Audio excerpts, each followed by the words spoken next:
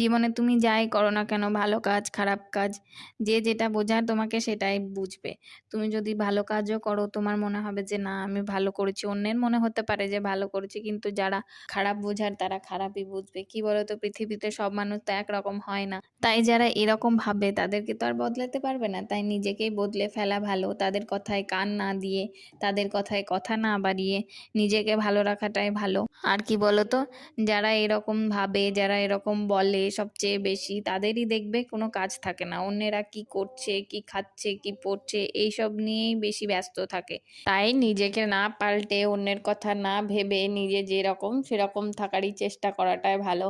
লোকে অনেকে অনেক কিছুই বলবে, কিন্তু তোমার পাশে এসে কেউ দাঁড়ানোর নেই।